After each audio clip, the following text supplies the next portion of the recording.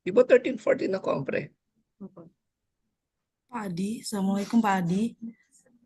We will open the session. Is it okay, Pak Adi? We open right now. Pak Adi. Hello, good morning. Okay. Pak Adi, is it okay if we start the guest lecture right now? Yeah. Okay. Okay. Okay. The time is yours, Mrs. Maria. Okay, Mrs. Tika, thank you. His Excellency, the Director of Health Polytechnic Surakarta, Ministry of Health Republic of Indonesia, Mr. Sudiro SKP Nurse MPD, the Honorable the Dean of the School of Nursing, Health Polytechnic Surakarta, Ministry of Health Republic of Indonesia, Mr. Adi Mardi Harnanto, Master of Nursing, the Honorable all lecturers of the School of Nursing, Health Polytechnic Surakarta, Ministry of Health Republic of Indonesia, and the respectable all participants of this guest lecture. Good morning, ladies and gentlemen, distinguished guests and participants. Welcome to the guest lecture held by the School of Nursing, Health Polytechnic Surakarta, Ministry of Health, Republic of Indonesia. I am Maria Wisnukanita. I'm very honored to be your moderator for this session. I'm very pleased to see you here and welcome all of you today in this guest lecture. Whether you are joining us online, we are excited to have you here to exchange ideas and insights on disaster management, especially today's topic is disaster management in Philippines. Here's an overview of our agenda for this session. We have a packed schedule with a variety of engaging sessions, including opening, presentation from speaker, Q&A session, and then closing. Before we dive into the session, let's address some technical considerations. Please, to all of you, open your camera and ensure your microphone is muted throughout the session to minimize background noise. Ladies and gentlemen, without any further ado, I would like to welcome our Dean of the School of Nursing, Health Polytechnic Surakarta, Ministry of Health, Republic of Indonesia, Mr. Adi Mardi Harnanto, Master of Nursing, to deliver the opening remarks. The floor is yours, Mr. Adi. Okay, thank you very much, Ms. Maria.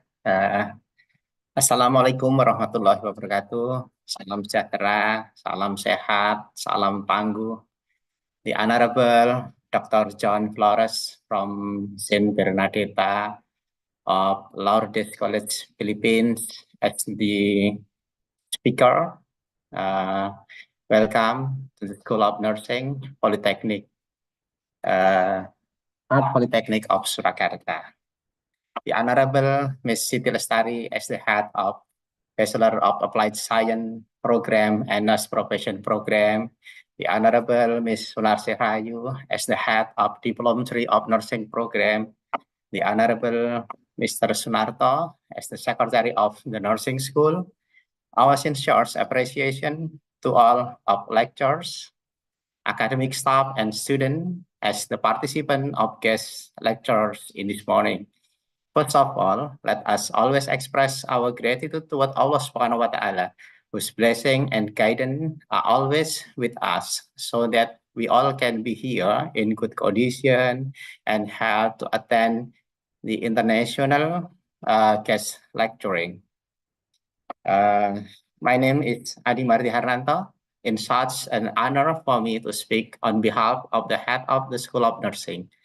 As the head of the School of Nursing of Surakarta Health Polytechnic, I am very proud of the international class team who have successfully held this event for the umpteenth time. I hope that this international guest lecturing activity can be a means to increase the competence of lecturers and students in disaster management. As we know that Indonesia is a country that's very prone to disaster. Hence, the management disaster is very important for us to study. To the speaker, Dr. John Flores, we are very honored to welcome you to the Surakarta Health Polytechnic. Our sincere thanks for your time and willingness to share your inspiring information about disaster management in Philippines. Okay, for all the audience, with the permission of Allah Subhanahu wa Ta'ala, let us open the international guest lecturing with the reading lafaz of Basmalah. Bismillahirrahmanirrahim. Thus, I apologize if there are many mistakes in opening this event. For your attention, I thank you. Enjoy the nice activity in the international guest lecturing in Surakarta Health Polytechnic, especially in School of Nursing. Thank you very much. Wassalamualaikum warahmatullahi wabarakatuh. Salam tangguh. Waalaikumsalam warahmatullahi wabarakatuh. Thank you, Mr. Adi Mardi Harnanto, Master of Nursing, for delivering the opening remarks. Ladies and gentlemen, the speaker today is Mr. John Silva Flores, Master of Arts in Nursing, registered nurse, the Dean of College of Nursing, Saint Bernadette of Lourdes College, or SBLC Philippines. Before the presentation begin, I would like to introduce first about Mr. John Silva Flores. Let me share about the CV. Our speaker is dedicated both in nursing practice and education. He has been in the profession for 29 years now. He finished his Bachelor of Nursing degree at Caritas Family Colleges, Manila in 1994 and passed the Philippine Nurses Licensure examination the same year. He enhanced his craft as volunteer nurse in Valenzuela General Hospital while working as private duty nurse for 3 years. Then in 2001, he was hired as operating room nurse in the University of the East Memorial Medical Center in Quezon City, where he was found to become dedicated to the nursing professions. In 2004, while taking his master's degree, he joined Our Lady of Fatima University College of Nursing as clinical instructor and faculty. In 2007, he moved to First City Providential College as clinical coordinator. In the same year, he earned his degree in Master of Arts in Nursing at University of La Salle in Santiago, Isabela. Furthermore, in 2011, he was appointed as Dean of the College of Nursing in First City Providential College. He was able to prime mover of Bachelor of Science in Midwifery in the said institution that was during the time when Bachelor nursing programs enrollment declined. And he further seeks for higher education. He enrolled at La Consolacion University Philippines, Malolos, Bulacan, for his Doctor of Philosophy in Educational Leadership and Management major in Curriculum Development in 2018. And he passed the comprehensive examination in 2022 and currently drafting his dissertation for the completion of the degree. During his journey in the graduate studies, he was able to publish two papers entitled An NCCS Basis for Determining the Competencies of Newly Hired Nurses, presented in 2019, and Kuala Lumpur, Malaysia, and as co-author, Incarcerated Education, a Phenomenological Case Study, published in Lambert Academic Publishing.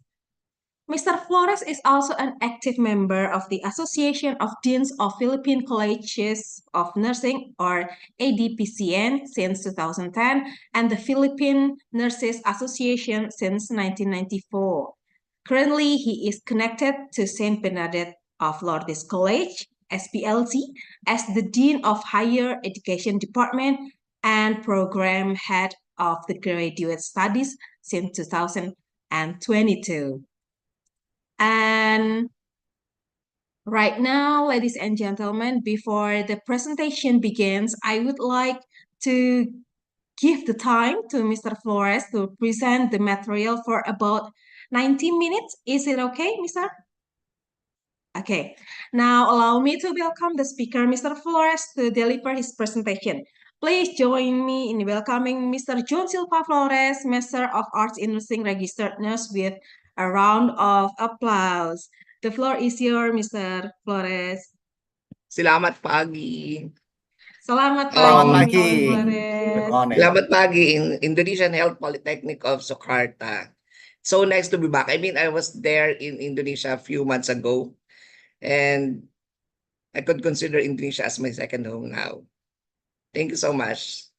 Terima kasih to our esteemed Minister of Health, administrators, fellow educators, and students. Selamat pagi. Let me share my screen, ma'am. Aha. Okay. So, since disaster nursing and emergency nursing are synonymous, I talked to Ma'am Brianna that can we have a disaster nursing first. I'll be focusing more on disaster nursing in the Philippines. And if in case that you will need for an additional discussion, I'll be more than willing for the emergency nursing. So for me, for when we talk about disaster nursing, we will be discussing more on, we will have the objective first. So the main objective of today's discussion would be, first is to determine the different disasters and scale of magnitude of effect to each catastrophe. Second, provide efficient and effective nursing care during all the phases of disaster management, including preparedness, responses, recovery, and mitigation. And number three, contribute to the health of and well-being of individuals and communities affected by the disaster by providing competent and compassionate nursing care in challenging and dynamic environment. Okay. Both Indonesia and Philippines are sharing one common sentiment, which is we are very prone for any types of catastrophe. So disaster is anywhere else in the Philippines and Indonesia. Okay, then, so when we talk about disaster nursing, we'll be talking about a specialized field of nursing that focuses basically on providing to individuals and community affected by disasters, emergency, or crisis. So this is a very specialized form of nursing role, which basically focus on the disasters that the people would be experiencing and even the community. Disaster nursing may either be natural or man-made, which causes, number one, basically, when there will be disaster, there will be human suffering. Second, loss of property or infrastructure.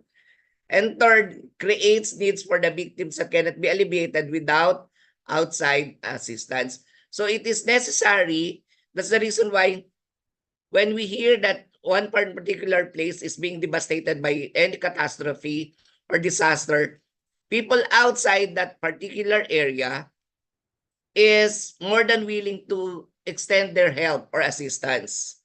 Later on, we will be discussing the different types of man-made and natural disasters. And just recently, not only Asia, but the worldwide is being devastated by the pandemic of what we call the COVID-19. So later on, we'll be discussing more of it. Then what is a disaster?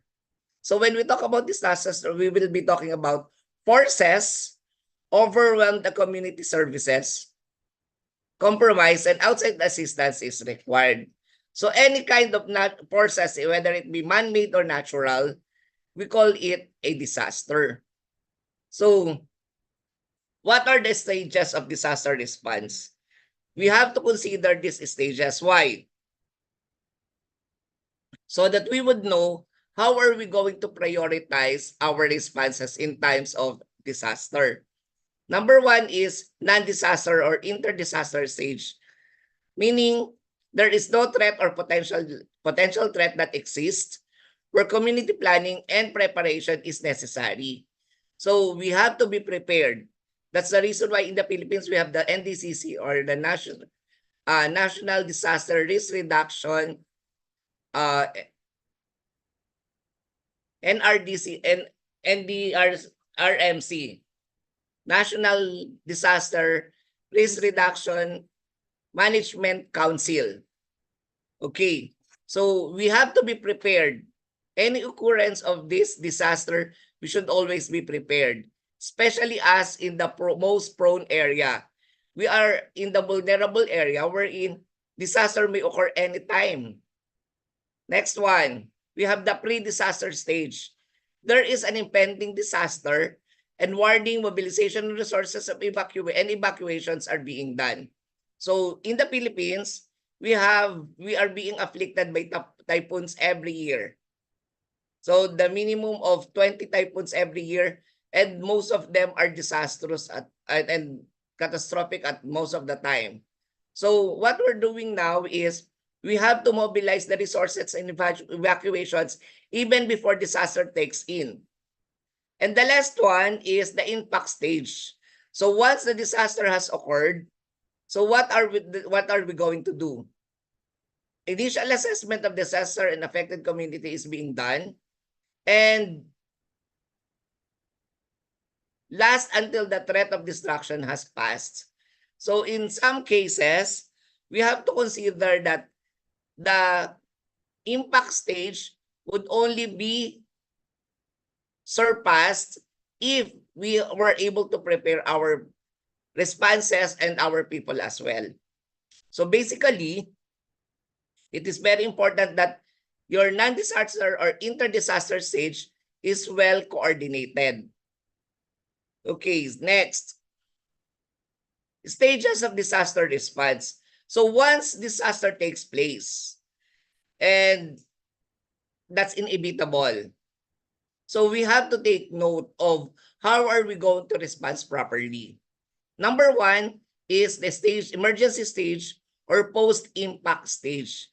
After the disaster sets in, we have to note of what will be the things that we have to do to make our rescue and relief operations possible, especially in the Philippines that we are surrounded with waters.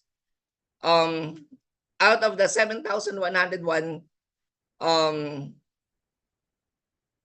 islands, once a particular island is being devastated by a particular disaster or catastrophe, the rescue and relief operation is always seems to be impossible. So what are we going to do? So that's the reason why during the pre-disaster stage, we have to be prepared. Medically, the relief goods is always there. So it is the help outside the community is very important. And after the emergency stage, after the post-impact stage would be the recovery stage. How are we going to restore, rebuild, and reconstruct the community? It usually lasts for a month or years or after the disaster. Okay, let me share. In 2011, when tsunami almost destroyed, eliminated a part of Japan, which is Fukushima, we never thought that it would be able to rebuild itself after a few years. Then in 2018, 7 years after when I went to Japan, I was given the privilege to visit this particular place, and it seems nothing happened. So why? Simply because the government was able to rebuild and reconstruct and even restore the community in much better compared to the pre-disaster space or stage. So it's very important that during the recovery stage, we have to be prepared. We have to have our plans in place that once this particular destructive catastrophe would affect our community, how are we going to rebuild and reconstruct that particular area or place? Okay, we have the phases of disaster management. The number one is mitigation phase. So these mitigation phase actions are measures that can prevent the occurrence of disaster or reduces its effect. Okay, so when we talk about mitigations, we have to sit down. We have to talk about it. How are we going to, if in case that we cannot eliminate the disaster, how can we reduce its effect? And number one is, when we talk about, for example, flood, we can transfer the people in the flood-prone area to areas where higher grounds where they will not be less, they will be less affected. Because life is number one that is being taken during the times of disaster. Number two, preparedness. Establishing disaster plans and disaster drills. So that's the reason why in the Philippines we have the so-called fire drill and earthquake drill that is being conducted in the establishments and even the schools. I presume also in Indonesia you are doing the same. That you are prepared when it comes during the times of disaster, that this disaster plan should be takes place. In our institutions, we will be conducting our earthquake and fire drill in April, and then that is announced, and there will be an announced drill that we will be practicing alongside when a particular disaster would take place. And the number three is response. Putting disaster plans into action, save life and prevent damage. So once we were able to mitigate and prepare everything, and then a particular disaster struck to a particular place, and then what we should do now is to put our plans into actions. Plans will only be plans if we will not be in action. So that's the reason why, as much as I wanted not to use this action, but in case that a natural calamity or a man-made calamity would set into a particular organization, we have, number one is we have to save lives, and second, we have to prevent damages or further damages. Number four will be recovery. Recovery actions taken to return to normal situations. After I was able to visit Fukushima, that's the time I realized that preparations and recovery, preparedness and recovery always go hand in hand. That after a particular disastrous or catastrophic event, recovery should take place. So as future leaders, as future nurses, as future managers, we always think of, after a particular disaster will set in, the next thing that we should have in mind would be, how are these people would be able to recover? And then the last one will be evaluations, so that we would determine if what we did during the preparations until the recovery would really be effective. So it is very important that at whatever we do, there should always be evaluations. Characteristic of disaster agents. Number one is predictability. We cannot predict actually. It's very difficult, especially in catastrophic effect. But nonetheless, since in the advent of today's technology, natural calamity are now being predicted what will be the extent of the damages. So it is very important that we have to utilize our resources so that we will be able to minimize the effect of the disaster.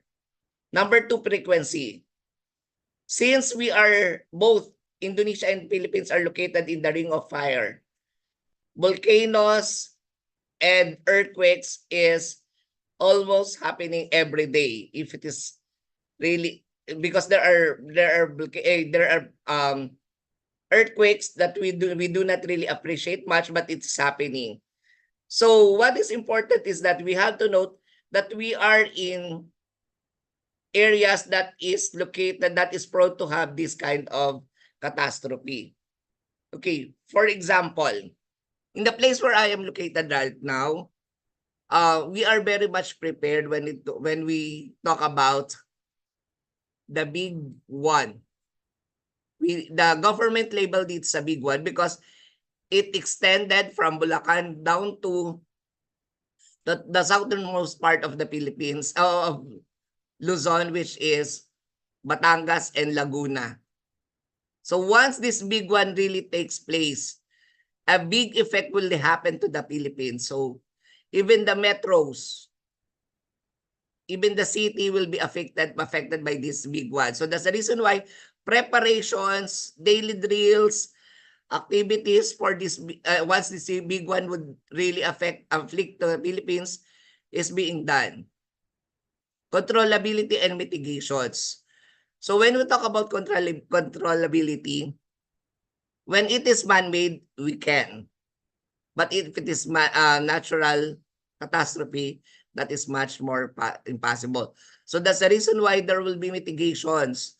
We have to be prepared when this type of disaster occurs. The time, the speed, durations is very important. Especially in the Philippines, way back during the pandemic, we moved the classes to July until May. So gradually, simply because this July until May, until December is a typhoon month or typhoon months. So we are gradually going back to the normal schedule, which is June until March, gradually. Scope, what will be the scope of the disaster? What will be the intensity and the implications to the community? So it is very important that we have to know the disasters agents very much. That we have to make note of what will be the extent of each effect to the community and to the country as well.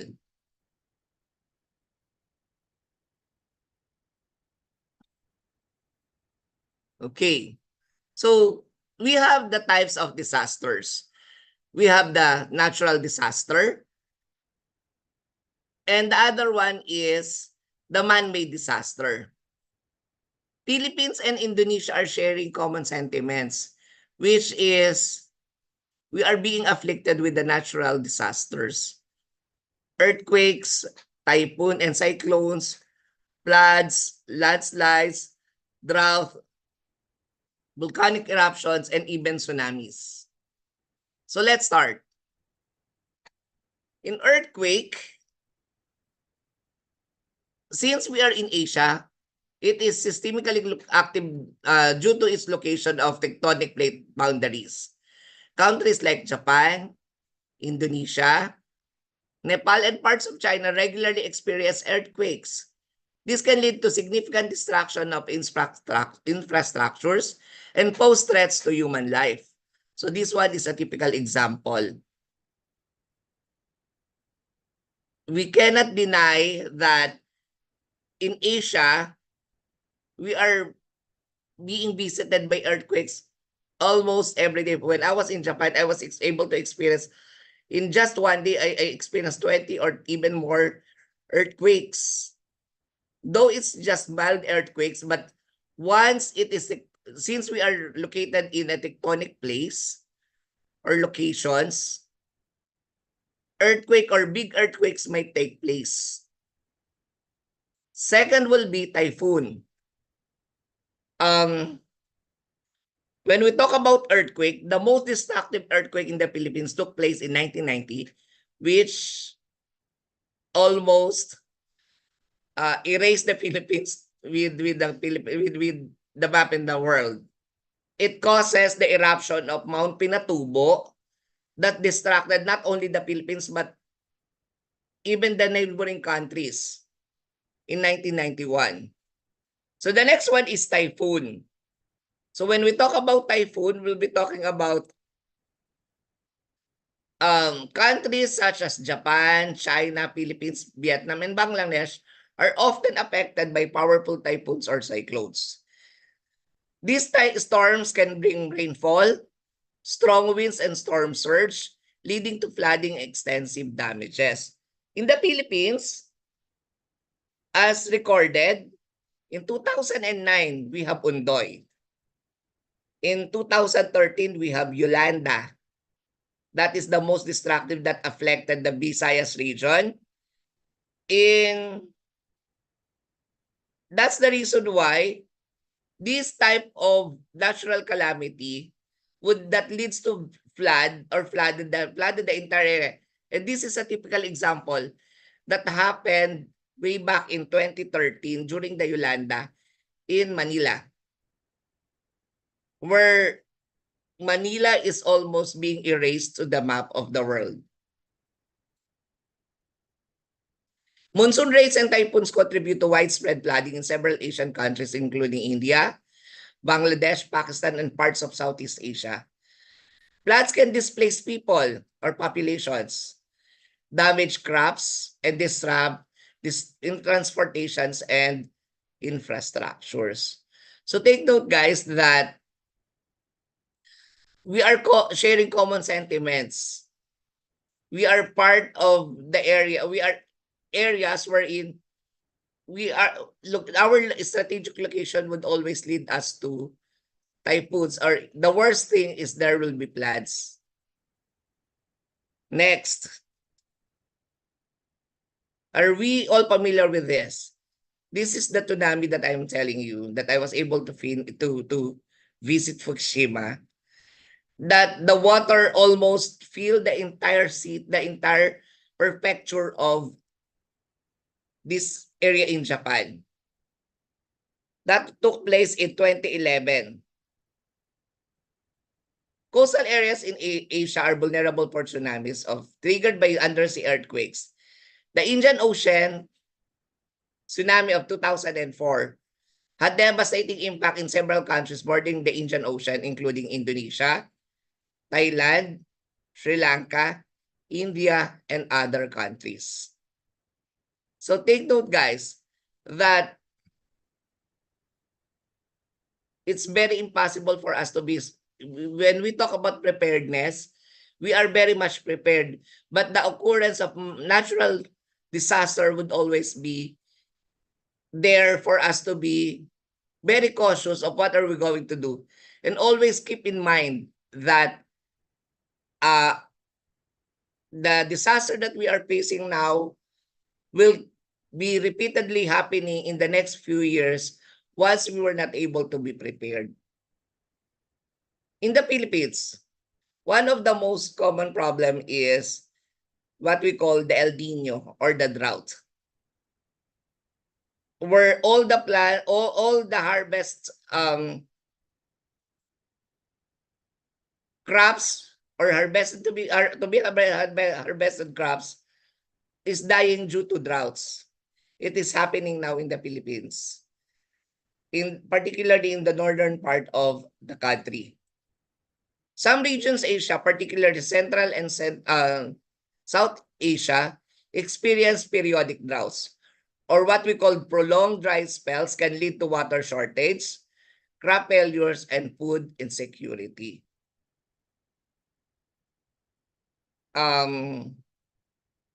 Based on the study, based on my research, that we are sharing common sentiments as well when we talk about droughts. It is one of the biggest problems that we are encountering. We call it El Nino in the Philippines. And who would be spared from volcanic eruptions? It's very vivid for us Filipinos that in the 1991 Mount Pinatubo eruptions, it darkened not only the Philippines but also the other countries. The pyroclastic materials that flowed in the air led to the various different kind of respiratory diseases. And just before COVID-19, Philippines suffered another volcanic eruption, which was the Taal volcano eruptions in 2020. Few days prior to COVID-19 pandemic. So, Indonesia, Philippines, and Japan shared, we have the common sentiments of active volcanoes. Eruption can cause evacuations, disrupt transportation, and impact in air quality. Okay, based on sharing from friends, that during the Taal volcano eruptions, they were about to go back to the Philippines from their trip in Korea, but simply because of the disruptions caused by the volcano's eruption, they were not able to go back immediately going back to the Philippines. So, as we have discussed earlier, there should be preparations. Preparations when this particular type of occurrences or catastrophe affect a particular group of people. That's the reason why there was a sudden increase of demands for face masks during that time. Simply because of the air quality of air that we are inhaling in the Philippines. And then months after, few weeks after, there was COVID-19. The next one is landslide. Philippines is a landslide prone area, particularly in the mountainous areas. After the rain, there is always landslide anywhere else in the country, from the northern part to the southern part of the country. Hilly and mountainous terrains in the countries such as Nepal, Bhutan, and parts of China are susceptible to landslides, especially during heavy rainfall or seismic activities. Okay, after the natural calamity, what we're going to discuss now would be the man-made calamity or catastrophe. What are these man-made catastrophe? These are biological warfares, terrorism attack, war, chemical and hazardous material or hazmat incidences, transportation accidents, radiologic disasters, structural collapses, and fires. These are man-made, which are controllable with proper preparations and preparedness. According to the Department of National Defense, estimates that as many as 26 nations possesses chemical and biological agents, and 10 countries are believed to possess biological agents as weapons that can attack many forms or in many forms. We call it biological warfare. It is only possible if the country has the capacity to somehow procure or provide a chemical warfare or warfare materials that could lead to mass destructions. Biological, chemical, and nuclear radiations are what we call weapons of mass destructions or weapons of disasters. We are all familiar with COVID-19. We experienced COVID-19. Students, some of you probably in middle school, some of you are already in college, and others are already preparing or working when COVID-19 took place. Let's start with biological warfare. What are these biological warfares? These are viruses which causes illnesses of mass destructions. So let's start with anthrax. What are anthrax? Anthrax is a serious infectious disease caused by gram-positive rod-shaped bacterial known as Bacillus anthracis, which leads to pneumonia. A simple inhalations. That's the reason why during that time we were very cautious of receiving letters that anthrax in dry form could be inhaled and then it could be mailed to you and then you were able to inhale them. Another one is plague that leads to pneumonia. It's a disease that affects human and other animals caused by Bacterium Yersinia pestis. And then we have tularemia. Tularemia is known as the rabbit fever, which causes pneumonia, an infectious disease caused by Bacterium Francisella tularensis. And then we have botulism, which causes respiratory arrest. Bakit? Why? This botulism is a rare but serious illness caused by toxins that affects the body nerves and that causes difficulty of breathing. Muscle paralysis often takes place when we talk about botulism, and even death caused by Clostridium botulinum. Also, when we talk about viral, we're talking about smallpox, which causes sepsis. So these are common diseases. Pneumonia is common for us. It's just common pneumonia. But nonetheless, these are diseases that cause mass destruction. Number 2, we have hazardous material incidences. Vesicant. So when we talk about vesicant, we'll be talking about this vesicant causes blisters and burns, such as lewisite, sulfur mustard, and nitrogen mustard. So when we talk about lewisite, it is a powerful irritant and blistering agent that immediately dangerous that affects the eyes, the skin, and the respiratory tract. Simply because this vesicant contains arsenic that is very dangerous that could cause blisters. Sulfur mustard is also human-made chemical warfare that causes blistering to the skin and mucous membrane. And the next one is a nitrogen mustard, which is dry, a group of alkalinic derived from mustard gas with sulfur replaced by nitrogen. So take note, guys, that this simple vesicant could also be inhaled. It could be said to you, could be said to us if there will be reason for mass distractions.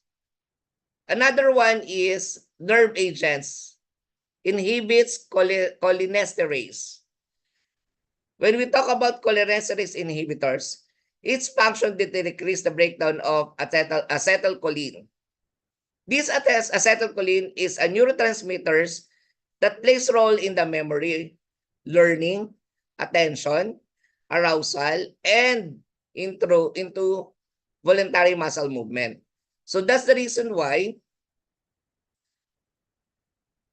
acetylcholine is being used if the patient is suffering from particular neurotransmitter diseases. Then we have parasympathetic effects of sarin. What is this sarin? Sarin is characterized by attenuated response to light and diminished meiotic responses to sarin vapor exposure. Once you were able to be exposed to sarin, there will be problem with your responses to light. So it is very important that we have to be very cautious in receiving all those and being exposed to this particular type of nerve agents or agents. And then we have SOMAN. These alters fecal bacteria in urine metabolites can be novel for signatures of a sympathetic nerve agent exposure. Then we have cyanide. What are cyanides? Cyanides is what we call rapid-acting deadly chemical that interferes with the body's ability to nitrogen. So once there will be cyanide poisoning, it is very important that we have to be prepared with the antidote, which are sodium nitrate, sodium cyanide, amyl citrate, and hydroxycobalamin. And then pulmonary agents, we have separates, alveoli, and capillary matters or membranes. So all of these are responses to hazardous materials exposure. So those who are working in the government, working in the hazardous materials, it is very important that we have to be very, very cautious in what are we going to wear. The next one is radiologic disaster. We are familiar also with what happened to Japan simply because of the tsunami. And also we have Chernobyl, where radiologic disaster took place. Okay. Acute radiation syndrome phases. There are basically 3 phases for exposure to radiation. Number 1 is prodromal, which takes place 48 to 72 hours after exposure. There will be anorexia, nausea and vomiting, and diarrhea. And later on leads to high doses, or when there will be high doses, leads to fever and respiratory distress. Number 2 would be the latent phase, which takes up to 3 weeks. There will be bone marrow suppression. What is the role of our bone marrow? The bone marrow produces the red blood cells that is necessary to our body. So if there will be suppressions, reductions of bone marrow will decrease. That will lead to anemia later on. Illness phase, we have the infectious bleeding, ferrous imbalances, or even that leads to shock. What will be our management? Take note, guys, that is very important that in the occurrence of any form of man-made catastrophe, make sure that we have to ensure safety for our clientele. It is very important that we have to don our personal protective equipment or your PPE. We have to decontaminate the victim as well. Triage and threat is very important. Then take note, guys, that we have to report these things to the proper authorities. In the Philippines, we have the so-called NDRMC, or the National Disaster and Risk Reduction Management Council.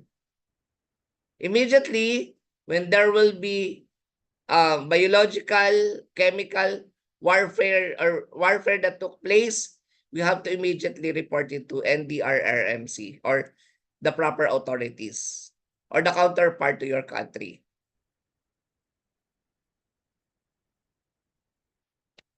For the PPE or the personal protective equipment, we have the so-called level A, level B, and level C. I know you are very much particular with this because during the times of pandemic, all people wore this particular PPE. Not just a simple mask when you go out, when you go to a particular place with a lot of people, congested places, you have to note of the level A, level B, and level C PPE. For level A, we have self-contained breathing apparatus or SCBA. We have the chemical resistant suit, gloves, and boots. So with letter B. And letter C, we have the air purifier respirator, chemical resistant suit and splash hoods and boots. So these are examples of our PPE that we use during the times of pandemic. We have the self-contained breathing apparatus. We have the chemical resistant gloves, suits, and gowns and booties. And then the air purifier respirator. The government all over the world spend much of resources for this particular type of PPE, simply because of the diseases that we have encountered during the times of pandemic. So take note, guys. I know 1, 2, or even all of us were able to experience to wear this PPE. It's very hot inside. Nurses or medical practitioners during the time of pandemic, they really sweat much wearing this type of PPE. I know some of our educators were able to experience it as well, because we were being told during the time of pandemic that even those who are working in the educational institutions may help the government, particularly in response to the COVID-19 afflictions. And then we have the terrorism attack. And this one is very, very devastating, particularly in the southernmost part of the country, which is Marawi, which took place about 5 months of siege in 2017. And even war. Some regions in Asia has been affected by armed conflicts and humanitarian crises, leading to displacement of populations and increased healthcare needs. During the time of terrorism or terroristic attack in Marawi, there are lots of people from Marawi went to Manila for them to thrive here because they find it more their refuge and feel more safe in Manila during the time of Marawi siege. But now they are going back. They are starting to go back again to their places where they are already starting to put up their own businesses again. But mind you guys, Marawi is very beautiful place. This is one of the best places in the country that leads to that offers a lot of opportunities for our Muslim brothers and sisters.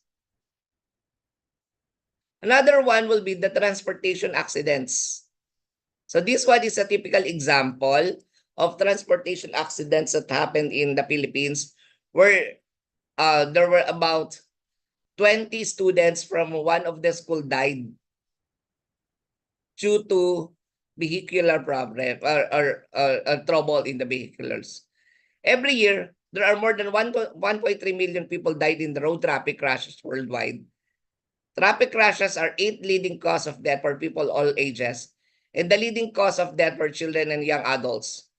More than half of the road traffic are among vulnerable road users, which include pedestrians, cyclists, and motorcycle riders.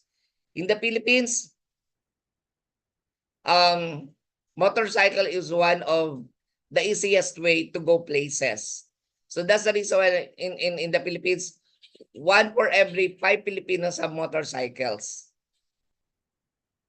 Road traffic deaths are increasing. Data from the Philippine Statistics Authority indicates that road traffic deaths increased from 39% or 7,938 deaths in 2011 to 11,096 deaths in 2021. Road traffic injuries are the leading cause of death among Filipinos aging 15 to 29 years old, are the major killer among children. Simply because, as I have told you, that 1 for every 5 families have motorcycles and being used by their teenager children. Another one is a structural collapse. So when we talk about structural collapse caused by external factors like storm, floods, or earthquakes cannot be prevented to a large extent.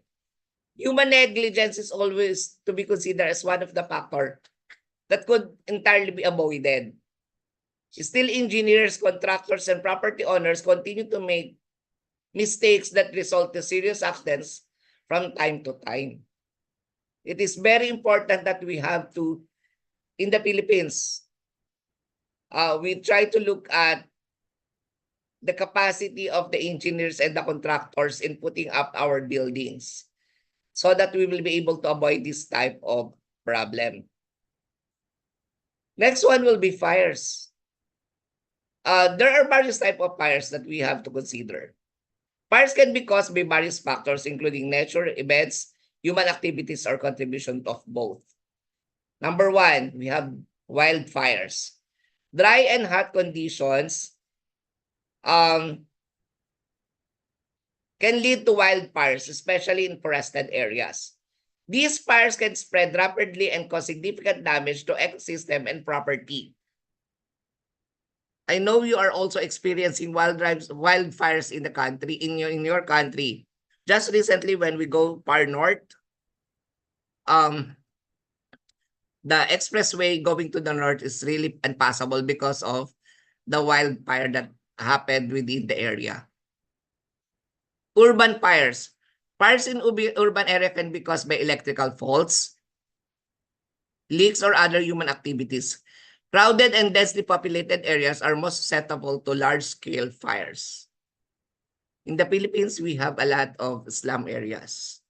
And these slum areas are using, are connecting their electricities from one place to another, and then it could cause fire. It leads fire event.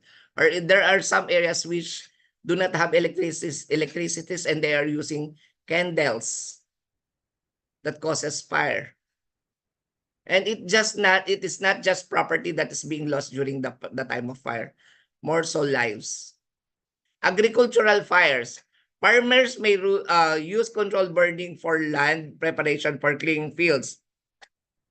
But these fires can sometimes get out of control and spread to nearby areas. In the Philippines, we call it kaingin. Where the agricultural farmers are burning down the trees, then they use it as they will sell that as a charcoal. Or they put down trees and then burned it. And it so happened that after which they were not able to control it anymore. And it becomes a wildfire already. We have industrial fires. Factories and industrial facilities may experience fires due to equipment malfunctions, chemical reactions, or accidents. These fires can pose serious threats to both environment and human health. Since Philippines is an industrial country as well, industrial fire always takes place. So a lot of chemicals that's being burned can cause both problem to the environment and human health. And the last one will be arson.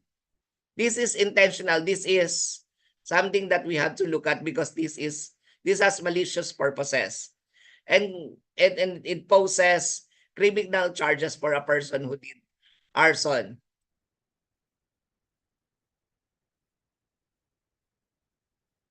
The next one will be triage. After all of these incidences that happened, so what we're going to do now is to prepare our people, particularly the medical team, when we talk about triage. Our principle in triage is do greatest good for greatest number of afflictions. Take note. Do greatest good for the greatest number of afflicted. Triage is a classifying of victims according to the severity of injury, urgency, and treatment, and the place of treatment. Nurses who specialize in triaging are called triage nurses. Triaging requires critical thinking and prioritizing skills. It is very important that if you wanted to become a triage nurse, you learn how to think critically and prioritizing things. prioritization is very important for us to learn. Who needs the most important or the most important help, and not to mention, leave those who will not survive. Sorry. There are two important areas, internal and external. So when we talk about internal, we have the sickest person are given the priority. The highest intensity of care is provided to the most seriously ill. Even if those patients have low probability of survival, we have to do our best.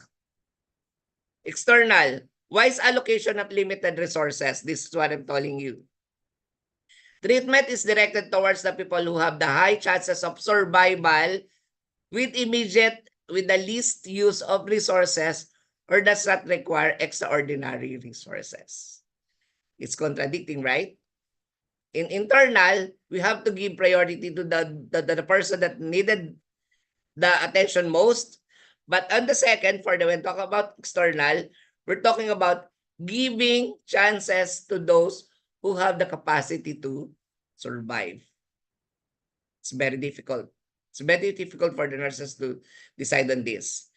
Because if you believe that a particular person in the course of disaster will not be able to make it, well, it's not savable, just leave us no choice but to leave that person. Is it possible? Yes. Disaster triage. Our principle is quickly remove those who require minimal care or no care from immediate area. So meaning to say, we have to remove this. And rapidly stabilize or assess and evacuate those who require treatment by medical provider. So when we talk about triage, we have to be very cautious and very keen in evaluating and addressing the concern of our clientele. From the French word trier, which means to sort out or to choose. Okay, what are we going to do when we talk about triage? Choosing the right patient in the right place, placing them in the right place, and at the right time to receive the right level of care. Take note that if those who wanted to become emergency nurses, you have to learn how to assess properly. And then you have to learn how to prioritize things out. Why? Especially in times of calamity, you have to note the right patient, place them in the right place, note the right time, and receive the right level of care. And this kind of triage is to be considered with the four important things. We have those who need immediate care, those patients that delayed, we have the so-called delayed casualties, minimal care, and expectant. Okay. In triage, those who needed immediate care are our highest priority, which cannot wait. Patient may die without medical treatment but likely survive with rapid intervention. Take note, guys. It is very important that when we assess this particular patient, this will be our highest priority because this cannot wait. Obvious threat to life or limb. Patient may die without medical treatment but likely to survive. Number 2, delayed casualty. Has to wait. These are clientele which can wait for further medical care but are likely to survive even if the care is delayed. Fractures, chest or abdominal injuries with stable vital signs, large or deep open wounds, controlled bleeding, no airway instability or breathing compromise. Always remember that if there will be immediate care, then we can do delayed care as well for those who can wait. Minimal. Patient with minor injuries who are able to ambulate and have stable vital signs that can wait even. And the last one is expectance. Injuries are so severe that they are not expected to survive even with extensive treatment. So meaning to say, we have no choice but to leave them. It's very painful that we have to consider leaving person in the most suppressing way. But take note, guys, that if this expected, so meaning to say, they do not expect to survive, you have to leave them. Sorry. I you know what? When every time that I do my discussion in emergency nursing, prioritization is very important for me. And I feel very sad because we always believe that our principle as nurses is that everybody has the right to live. But when we talk about emergency nursing, there are some expectant patients who has no capacity to survive anymore because of the extensive loss or severe injury. But we have to leave them. Then we have the so-called mass triage, a method of rapidly classifying large numbers of casualties during the mass casualty incident. I think it's very vividly clear to everyone what happened during the times of pandemic, right? Because in the Philippines, we lost lives. We were afflicted. Millions are afflicted with the pandemic or the COVID-19, and that is what we call mass triage. We have the so-called move. Move means act casualties to move to designated areas. What are these designated areas? We have the immediate, delayed, minimal, and expected. Take note of the color, very important. So when it is red, meaning to say, for us in the Philippines, we call it red because it's very important that we have to give priorities. We color it yellow because the person can still survive despite the fact that there will be lesser attention to be given. We color it green because the person can survive and there was no much effect and he's not much affected with whatever is going on. And then we color it blue. We call it code blue simply because we cannot do anything about it anymore. Assess. In the immediate category of and determine those injuries so severe that they are categorized as expectant. Assessing ABCs or airway, breathing, and circulations, and treating life-threatening conditions. So as nurses, it is very important that we have to learn how to assess the airway prior to breathing and circulations as well. So make it sure that the patient, you always have to check, is the patient still capable to live? Or when we do our assessment, for example, you have 3 patients. One is an old woman who is suffering from a cut in the knees, bleeding cuts in the knees.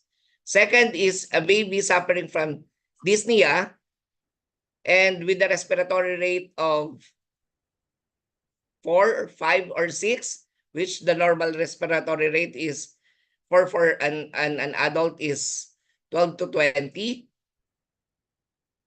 And then a expectant mother giving birth. So always remember that if you wanted to become a disaster or emergency nurse, always remember of what is the significance of which one should be given priority. Always give way to airway, breathing, and then the circulation will follow if it is necessary. Always make it sure that you have to color code your patient as emergency room nurses or as emergency responses nurses.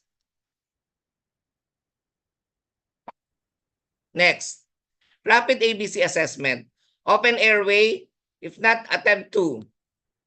If unable to open airway, classify expectant. Move next patient. So always remember that we have to check for uncontrolled bleeding, fatal injuries likely more to, we always have to move patient one from another. So if there will be an attempt to open the airway, you try to open the airway. If it's not possible, you classify that expectant. So when we say expectant, the patient do not really, we call it colored it blue. So meaning to say that the patient has lesser time to survive. If there will be bleeding, apply tourniquet or direct pressure. Classify as expectant as well. If there will be massive bleeding or uncontrolled bleeding. Always remember that we are here to save lives. But if saving life is inevitable, make sure that you always have to make your priorities.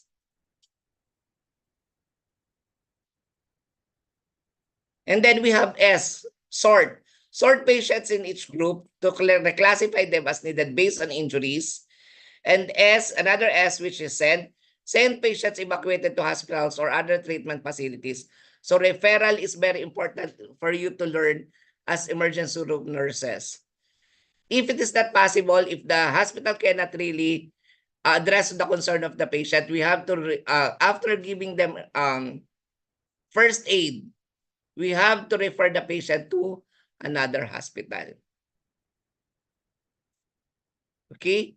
So going back, mass triage is very difficult. It is one of the hardest thing that nurses would do. Deciding who among the persons who can survive, who has the capacity to survive, and who cannot make it. As always, my students are telling me, "Sir, are you angels of death? One of the angels of death?" So, because you have the capacity to tell if the patient can survive or not, simply because you have to learn how to assess. As I have always told them, learn how to assess properly. Assessment is very significant now, that we have to learn how to make it really to save our patients.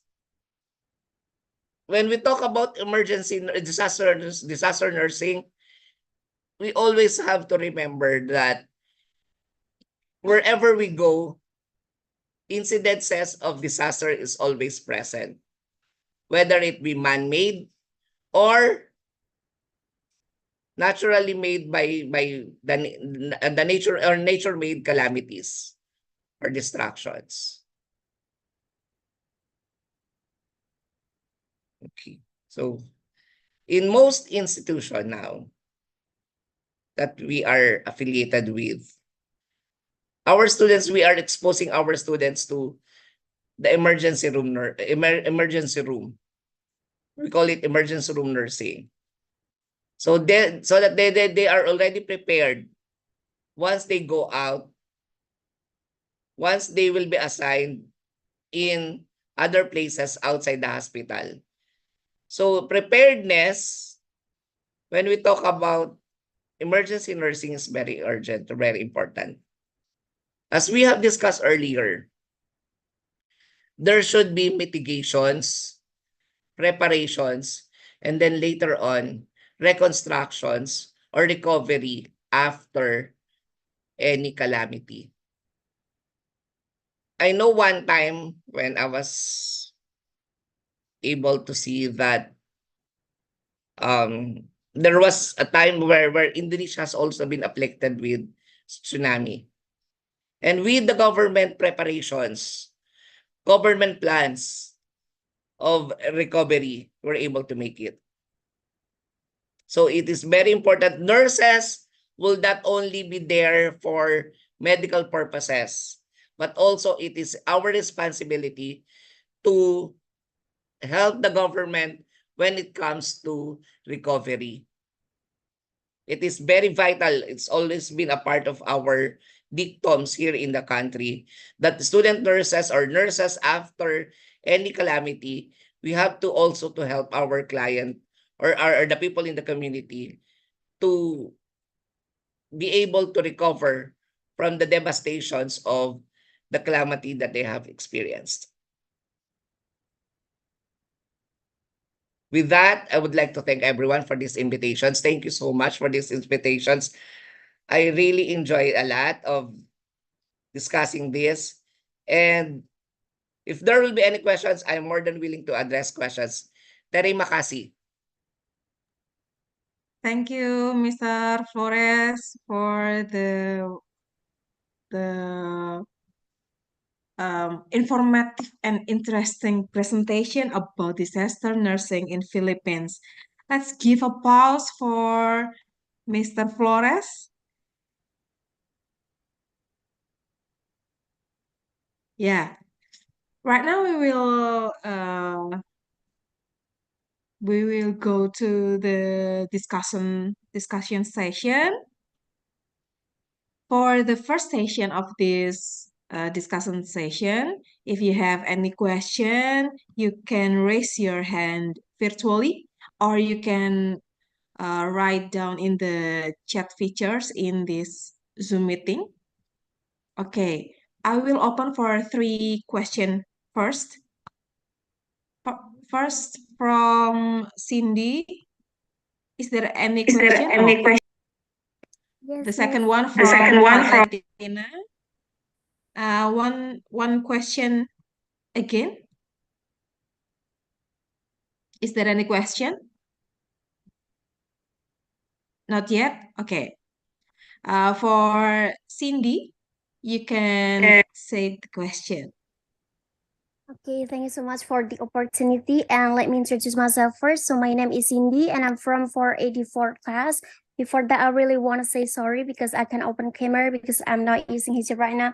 So before that, I really want to say thanks a bunch to Dr. John Flores, who already sharing about the great material, which is already talk about what is disaster phase, stages and extra. And it's really, really useful for us. And in my opinion, dealing with victims' psychological conditions is equally crucial or important things in disaster management because, of course, all victims will have psychological disorders such as anxiety, stress, or depression as a result of events such as the destruction of their home or the death of family members. So my question is that what is our responsibility as a nurses in dealing with psychological disorders in victims? As remember that the definition of health from World Health Organization includes both physical and also psychological aspect. So that's all from me. Thank you so much. Thank you, ma'am. Thank you, ma'am Cindy. So when we talk about psychological support, a part of our responses when to clientele suffering from devastated by calamity, we are always present and open our lines to communications with them. So very important that people suffered from any types of calamity, we should always be open to them and then willing to hear what are their experiences and how they learn about it and how they would be able to cope about it. Most often, people who suffer from devastations of any catastrophe would always lead to psychological problem. And that is one of the main concern now of not only the institutions, not only by the countries, but the World Health Organization as well. Because most people find it very difficult to cope after any form of calamity. So for me, it is very important that we have to open our lines and be willing to talk to them all the time. In the Philippines, we are sending not only medical practitioners, but also we are sending psychologists and psychiatrists even to those areas that suffered from a natural and man-made catastrophe. So we always help them to speak out and then once they are already, that's the reason why we are there to assist them in recovery. It's not only physical recovery, not only for the recovery of their the properties that was lost, but more so of their self well-being being recovered. So it is very important for us to be there and listen to them of the verdict or the journey that they go through in the times of calamity. So not only physical, but also more of the totality of the person is being dealt by the nurses and the other members of the health team. Did I Okay, answer thanks. you, Miss Cindy? Yes, thanks so much, Dr. John Flores. Thank you so much for the explanation, and it's very useful for me. Thank you. Thank you. Okay, Cindy, thank you for the question. The second one, Valentina, are you ready? Okay. Okay. Thanks for the chance. Magandang umaga po, Sir Flores. And my name is Valentina from 4A Nursing of Poltekkes Surakarta. And my question is, what nurse should be prepared for a new disaster that never predicted before? Like recently in Indonesia, had tornado in Rancaikek that never predicted before. Thank you so much. Thank you so much, Ma'am Valentina. Thank you so much, Boon. You know what? After the pandemic, we learned a lot about preparedness. So a natural calamity such as tornado, though it's unpredictable to happen, it's not always happening in our countries, in Southeast Asia, not that much. But we have to be prepared with regards to the extent of devastations. For example, a particular community was devastated. Immediately, what we're doing in the Philippines is send them. The first one would be the relief needs, because they are already isolated, and food is scarcity of the food is one of the main factor that causes additional trouble to the community. Second one is peace and order, basically. The third one is the medical assistance coming from us nurses. Medical assistance including physical, social, psychological, and even spiritual, that we have to be there, present with them, and then assist them in gearing towards recovery. So it is very important that nurses at this chance would always consider that whatever catastrophe that the person will be afflicted with, we always be there willing to listen. Just simply listening to them is counts a lot already. Because based on experience in the Philippines, we don't have much of physical material help to them, but being there to listen at times of their distress, that's already fine with them. So regardless of type of catastrophe that will affect or disaster that will affect the community, provided that nurses are always there willing to extend our help physically, mentally, emotionally, that is already fine with them. And learning, again, going back again to categorize the patient according to needing immediate help and needing to be with the least help would always be very important, because we are the one classifying it. Medical members of the medical team are the one responsible in determining the type of clientele that we have in the course of disaster. So that's the reason why prioritization as future nurse, Miss Bu Valentina, that you learn how to prioritize things out. Learn how to prioritize. Learn how to categorize your clientele according to their needs, especially at times of calamity. Did I answer you, Ma'am Valentina?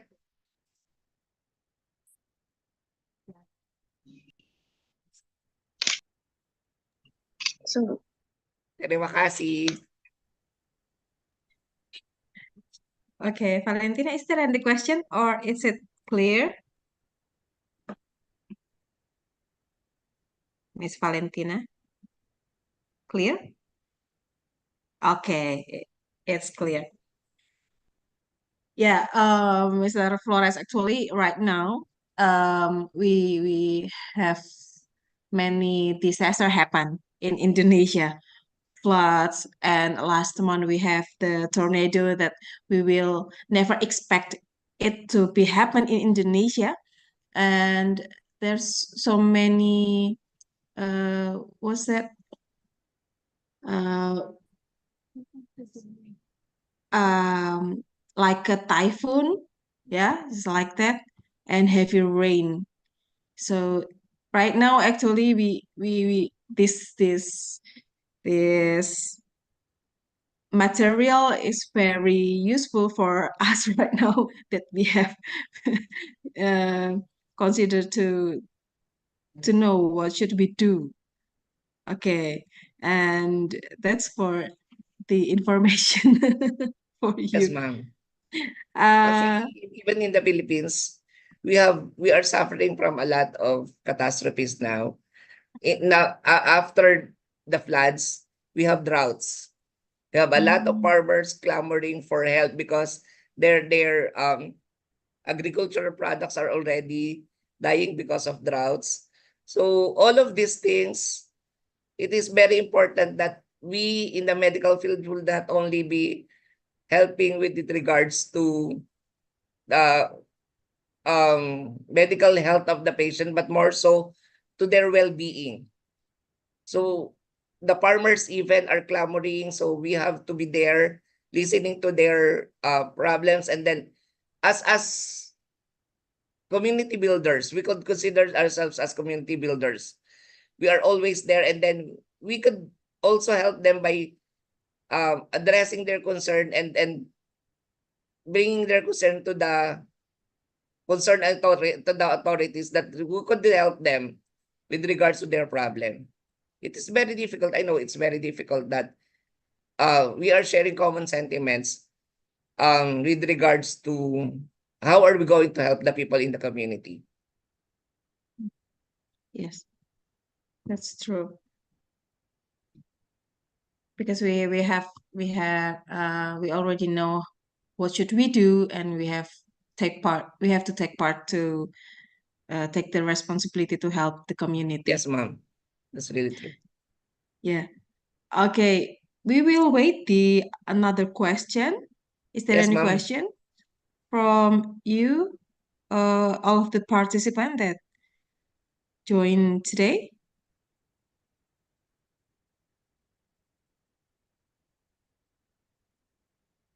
Mr. Flores, can I ask you a question? Yes, ma'am. Actually, in Indonesia, we have BNPB. BNPB is a National Disaster Management Authority. So, Okay. BNPB leads what is it? Every thing that should we do to facing the disaster that happened. Actually, BNPB become the leader of the handling of the disaster. And as a nurse, we under the Ministry of Health, we also uh, what is it? We waiting the comments from Ministry of Health to become like a rapid health assessment team. So we cannot what is it, like just go to the disaster area. Yes, ma'am. What about in Philippines? Okay. Who take part of leading the disaster when the disaster happen? Okay. Good enough that you were able to ask that, ma'am. In the Philippines, nationally, we have the National Disaster Risk Reduction Management Committee or Management Council. So what the government did, they devolutionized. They even give powers to the provincial, to the municipal, and even in the barangay or the smallest unit of the society. We have the barangay disaster risk reduction management group or management group. So these are the services are being devolutionized. It's not just the central NDRMMC. Although the NDRMMC are the prime movers of the disaster management or response, but it further boils down into the barangay so that the people in the community will be able to be trained, one, second, to be prepared with the BDRMMC, and third, when it comes to the disaster, they are already responsible with how are they going to address by communicating to the National Disaster Coordinating Council. So it is very important that we have to devolutionize, to give power, we have to empower the smallest unit of the society. So what we usually do, we coordinate, instead of coordinating to the National Disaster Risk Reduction Management Council, which is in the national, we go to the barangay level. So they have the capacity to empower even the nurses and even the people in the community. How are they going to respond with regards to the occurrence of any disaster? So after, one good thing that we learned after the pandemic is to empower our barangay or the basic unit of the society. The barangay are the one responsible in educating the families within the community of how are they going to address in times of a disaster. Second, since I have told you earlier that the Philippines is expecting, we're not expecting, the Philippines is in the ring of fire, and we are somehow preparing ourselves for the occurrence of the big one or the biggest earthquake ever that is expected to be afflicted in the country. So we have prepared our school and even the any corporations or any industries that we have the so-called fire and earthquake drill that is being conducted in all institutions. Regardless of whatever institutions you are with, we try to communicate with the risk reduction management group of the barangay, and then they are the one facilitating the fire and earthquake drill that is necessary when there will be occurrence of a disaster. Second will be, once you were able to train them, they would know where they're going after the occurrence of the disaster. So there is a allotted area, ano tawag doon? Yung pupuntahan nila after. Evacuation area. There is a particular evacuation area in every barangay allocated by the barangay so that in the course of the distractions or the disaster, people would go there. It would facilitate easiness of giving help. Second would be so that there will be easier for us to locate the people that we are looking, because everybody is gearing towards or going towards that particular evacuation area. So these are the things that we are doing in the Philippines in preparation for any disaster. Okay. Yeah, that's really, really empowering in mitigation and preparedness. Yes, so ma'am. that so that the community can know what you do if disaster happen. Is it Yes, right? ma'am. Oh, okay. Proper Oh, mitigation is very important. yeah, that's right. About the fire and earthquake drill. So is it like an annual event? Ma'am, actually, it's a requirement from the Commission on Higher Education for us in the educational institution and even in the Department of Labor for those who are working that an earthquake and fire drill is conducted at least 3 times a year. 3 times a year. Yes, ma'am. Wow. Wow. So people can really understand what should Yes, they ma'am. do when it happen. Wow. Yes, ma'am. In the That's course of the eventualities, they would know what are they going to do. How are they going to go out of the place or the institution safely, and with that will that cause them to um uh what you call this hurt themselves in the course of stampede in the course of the occurrence of any disaster. mm, that's really good. That's really good preparedness and Yes, mitigation ma'am. of Philippines. Wow, that's so great. We can learn from there.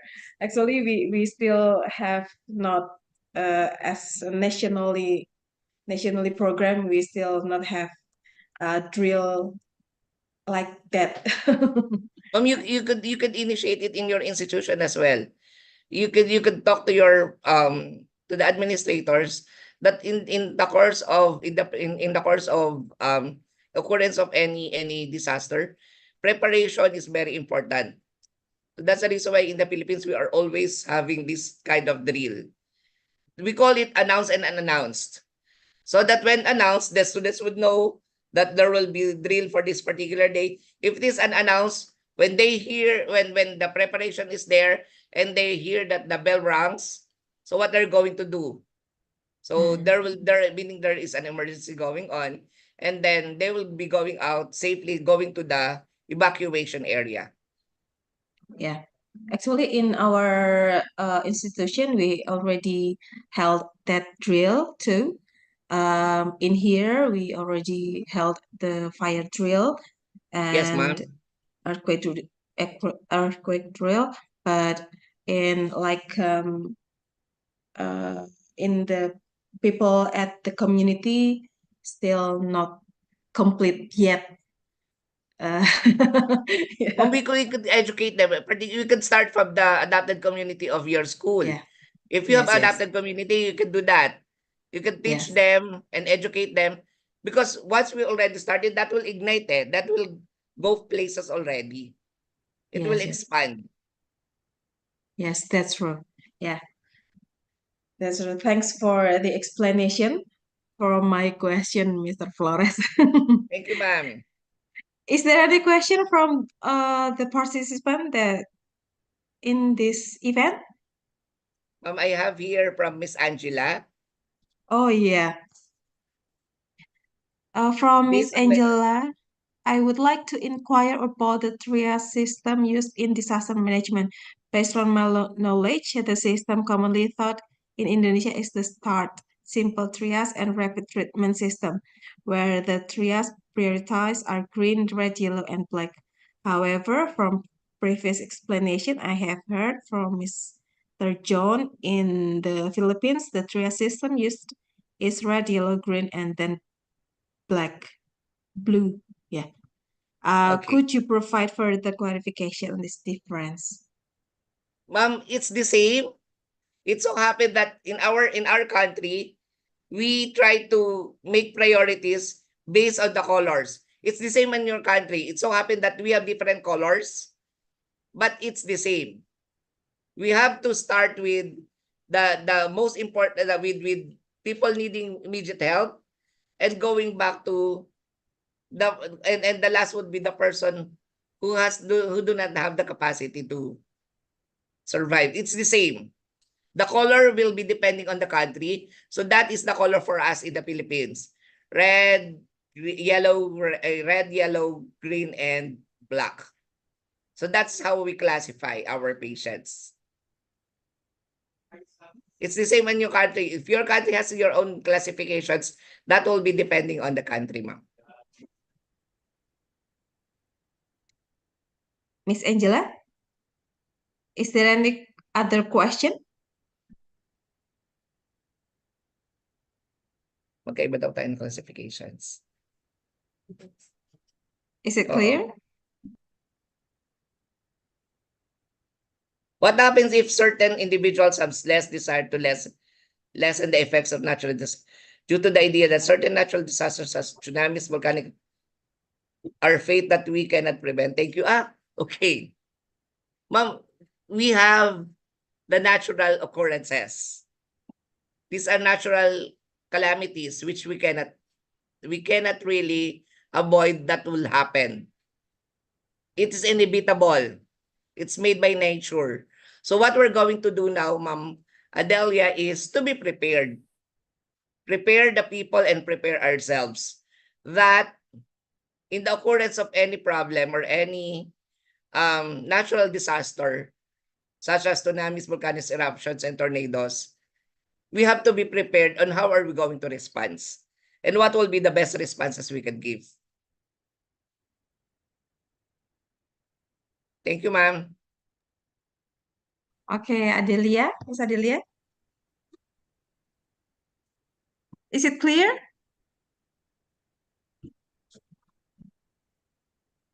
Ano daw gagawin pag daw ayaw mag-response? Because in some area in Indonesia is still there's like cultural differences that some people think that disaster is a fate that we cannot prevent. Yes, ma'am. So like we cannot do anything. We cannot do anything about it. It's a natural occurrence. It so happened that we have to be prepared that how are we going to address? Otherwise, we will be caught unaware. Okay, going back, like what happened during the times of pandemic. We were caught unaware that this particular COVID-19 will be a will be a pandemic. We thought it will only be afflicting Chinese in Yuan, China. But the devastation expanded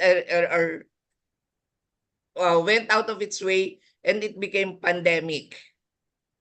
So what we're going to do, although we believe that we respect the faith or the beliefs of everyone, it so happened that we have to be prepared in case that this kind of natural calamities or devastations would afflict us. Yeah. That's true. Is there any question from all of the participants?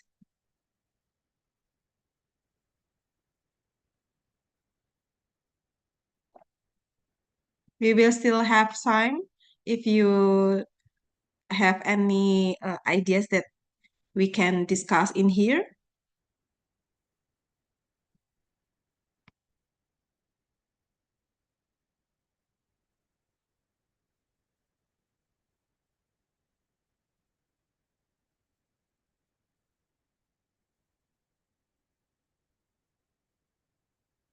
Is it clear for all of you?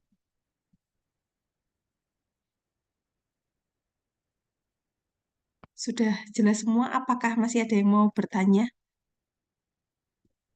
Oh, okay. There's one question from Mr. Septian. Yes. Thank you, Miss Maria. Yeah. Thank you for your opportunity. Let me introduce myself. My name is Septian Yudi from Poltekkes Surakarta. Thank you, Mr. John. Very interesting material about disaster nursing. I want to ask about system of forming volunteers from the community in your country. When they are trained by professional to carry out disaster preparation and mitigation. There is in your country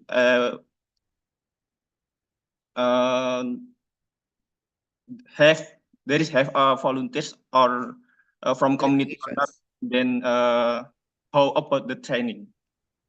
Thank you. Thank you, sir. Thank you for that question. You know what? As I have told you that the national disaster risk reduction management goes to the barangay level. So meaning to say that there are more Filipinos which are not really educated. So those who are in the forefront, we have they are nurses. They are nurses, they are medical practitioners, they are professionals, but the people in the barangay level, they are trained individuals. So meaning to say, for us, it is not really a requirement to be educated, but what we need is for them to be trained by a qualified individual. So what we usually do, we try to empower them, bring them to a seminar and training for basic life support, and even and then afterwards, the nurses and the midwives within the barangay level are also members of this barangay risk reduction. We call them BIRTH, Barangay Emergency Response Team. We call them BIRTH when it goes to the barangay level. So meaning to say that the people in the NDRMC are educated. They are all qualified. But once they devolutionize that or handle down the responsibility to the barangay level, whoever is more than willing to be trained and be educated, that will be enough for us already. Because there are, as we all know, that not all Filipinos are educated, or not also all Filipinos are literate. But based on my experience, there are some illiterate Filipinos who has the capacity to save lives in the course in during the times of disaster. They are being trained. They are being what you call this? They were given education so that when a particular disaster occur, they are already prepared for it to be addressed. So with regards to qualification wise, obviously as much as we wanted to make it sure that all people in the response team are educated, but there are some, as I have told you, it is very difficult if you're going to settle it in the national level alone. So what we did, we tried to come up with levels of emergency responses up to the barangay level, which is the basic unit or the smallest unit of our society.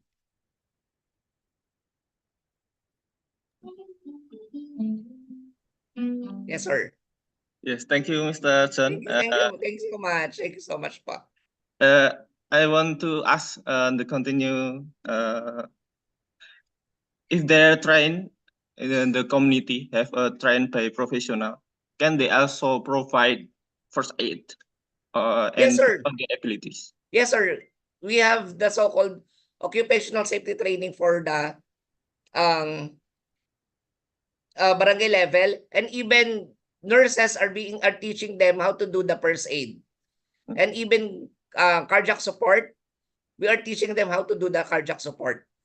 So that's the reason why it's very important that harmonious relationship between the professional and the people in the barangay is very significant for us. Because we have a lot of barangay living in the Parpalang areas still. We have still barangays living in the mountainous area. So that's the reason we have to educate them. How are they going to respond for a particular disaster or occurrence of any diseases? Okay, thank you, Mr. John. Thank you so much, sir. Yeah.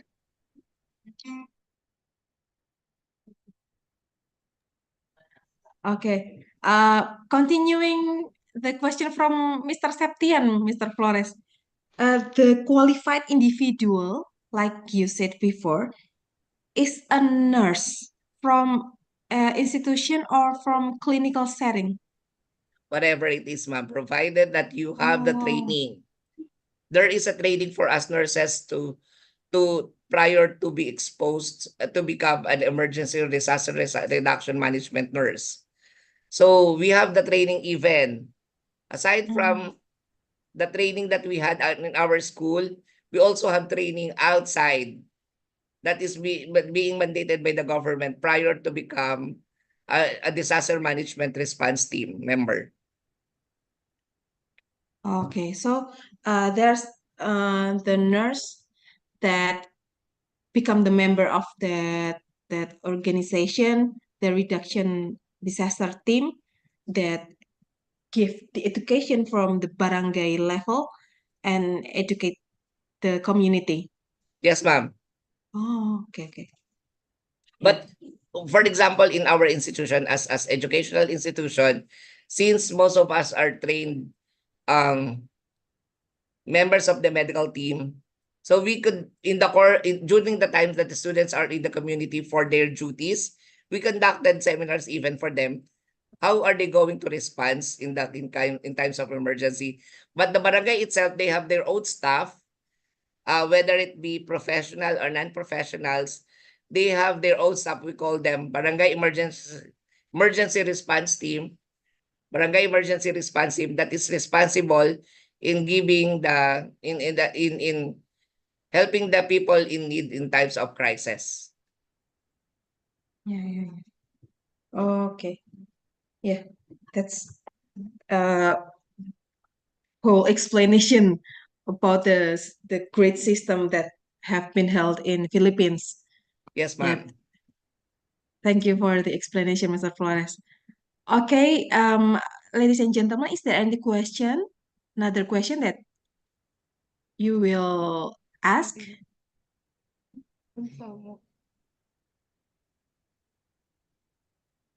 Is there any other question?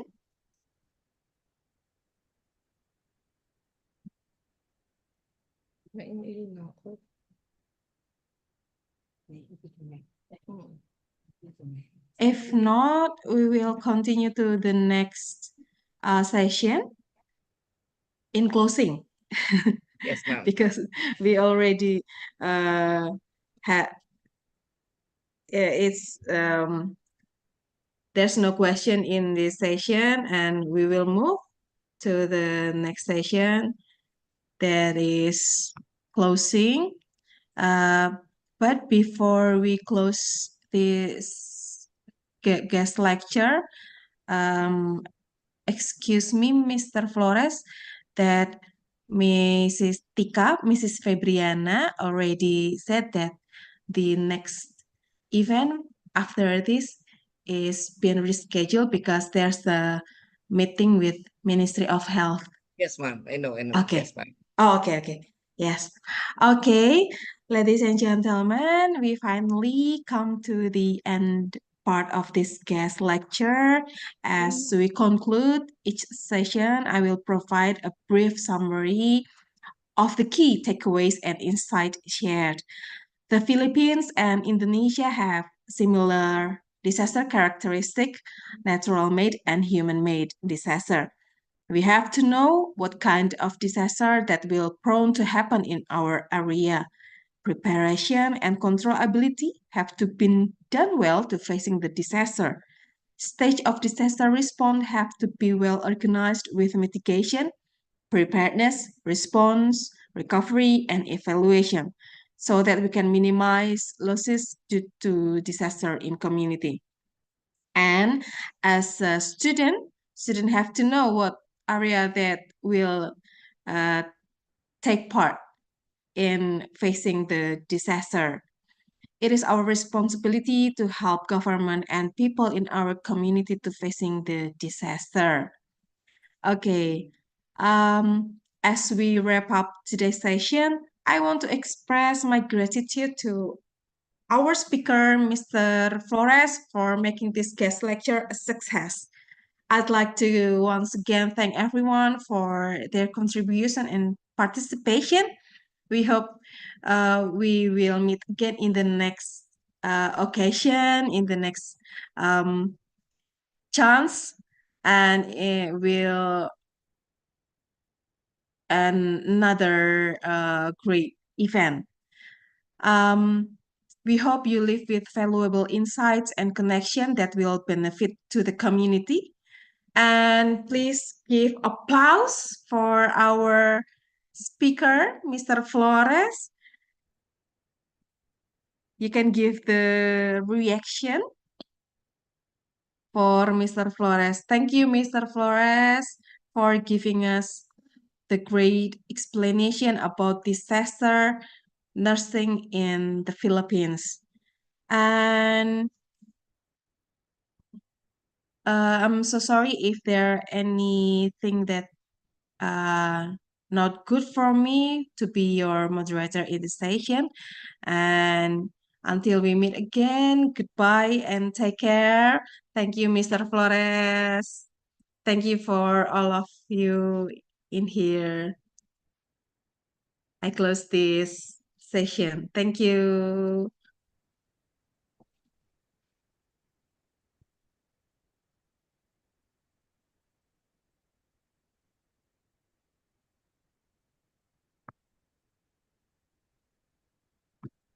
Thank you, Mr. Flores. Thank you so much. I mean, this really means a lot to me. Hope to see you soon Yeah. in Poltekenes soon. Yes. Yes, Mr. Flores. Thank you so much. Thank you so much. Thank you so much. Ya. Terima kasih untuk seluruh Terima mahasiswa kasih. yang sudah hadir dan seluruh dosen yang sudah hadir. Di sini, mohon maaf ini hostnya, apakah bisa langsung di end session?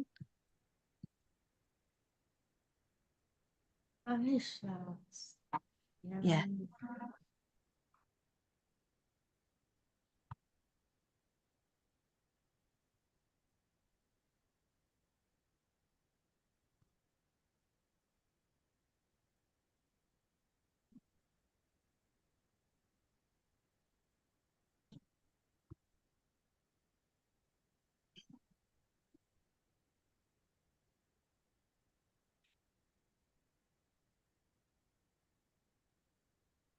Ako dito.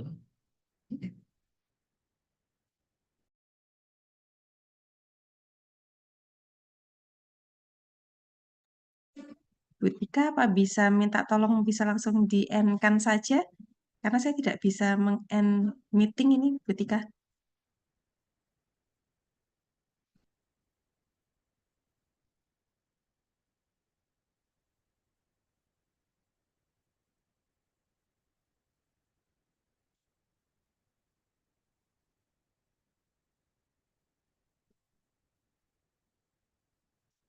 Thank you, Mr. Flores. If you have any other agenda, is it okay if you want to leave this meeting?